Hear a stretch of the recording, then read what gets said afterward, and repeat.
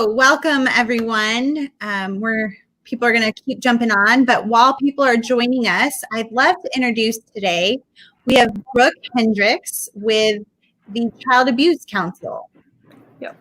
Thanks for having me. Yeah, thanks for being with us this evening. I'll kind of set the framework of what our conversation is going to be about, and then I'd love to have you just share with people who you are and what your passion is for helping children.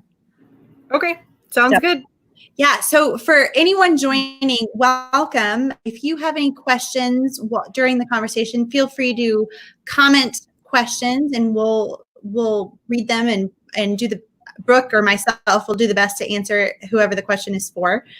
But this conversation today is all about bringing awareness for April is Child Abuse Awareness Month. So it's a great kind of end to the month of April. And not only are we bringing awareness to your cause, but also I know that there's a increased concern right now because of the coronavirus crisis.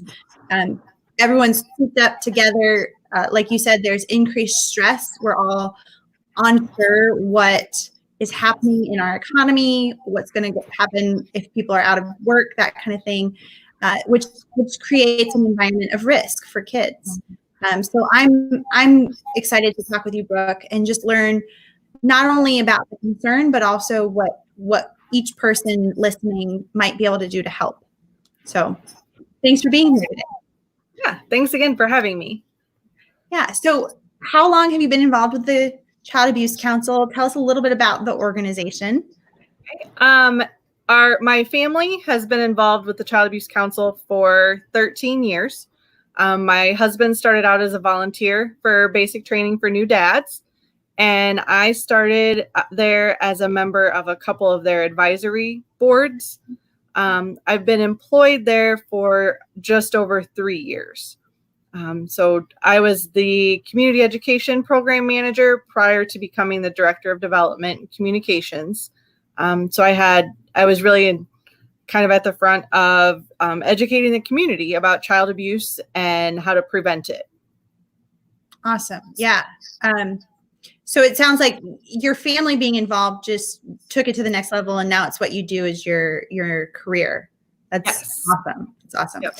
So for everyone that's going to be seeing this video that's with us right now for this conversation, what can we do? How can we build that awareness to prevent child abuse? What services does the Child Abuse Council offer to help us help others? Okay. Well, the Child Abuse Council has 13 different programs. We have everything from community ed and parenting classes to home visiting programs, doula services. We provide therapy for children 0 to 5 who've been through any type of trauma. It could be child abuse and neglect. It could have been a house fire, a car accident, the death of a loved one. We provide therapy for that. We also have a facility in Muscatine, the Child Protection Center in Muscatine, that does forensic interviewing for kids who've been abused or neglected. Okay. So huge range of services. For the community to be involved, we're always looking for volunteers, donations of any sort, whether it's children's clothing and games to monetary donations are always helpful. Right now, one of the biggest ways you can support us is to follow us on Facebook and share and like our posts, kind of get those messages out there for how to build great childhoods, especially during this month of April, and it being Child Abuse Prevention Month. Yeah. So I want to come back to talking about Child Abuse Prevention Month, and because usually you guys do a whole lot during this month in person, and that's kind of been difficult. But what have you been able to do in this virtual world that we're living in? We have been able to do most of what we normally do. We've done the Pinwheel Gardens. We just had to get more creative and more distant. Myself and another staff member split up the Pinwheel Gardens. There were 19 planted in the community this year. over 1,600 pinwheels. This other staff member and I both took our kids out to plant, so that was kind of a nice way to get them out of the house. But we were able to do those. We did one on Facebook Live at the Moline Police Station. The one thing we weren't able to do this month that has kind of been a hit for the short term is our annual fundraiser. It was supposed to be held Thursday night and this coming Thursday evening. And because of social distancing orders and stay-at-home orders, we had to postpone that until the fall. And you mentioned financial donations that people can give to help. What's the best way? Which I also want to highlight. I know for the political campaign, it's hard to fundraise right now. And I'm guessing that's true for Child Abuse Council. And you've probably had like live event fundraisers canceled and that kind of thing. Where can people go to donate? Like, so that we double emphasize that that's a huge way that people can help.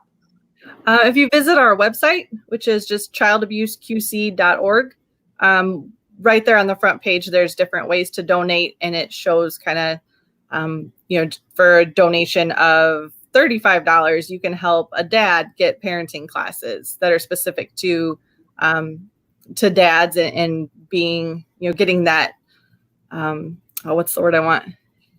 Getting that comfort level with being a new parent. Yeah. Awesome. We had one person ask what your Facebook page is. So if they're looking for you on Facebook to be able to follow you and share. Child Abuse Council Quad Cities. Okay. So that's what people can search for on Facebook.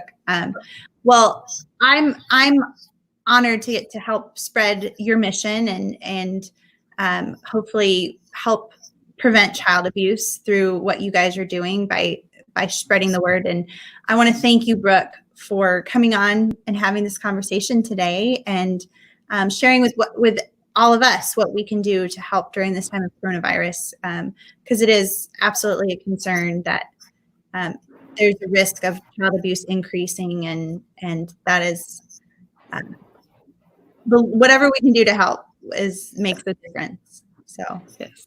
Thanks again for letting me come on and talk about the Child Abuse Council.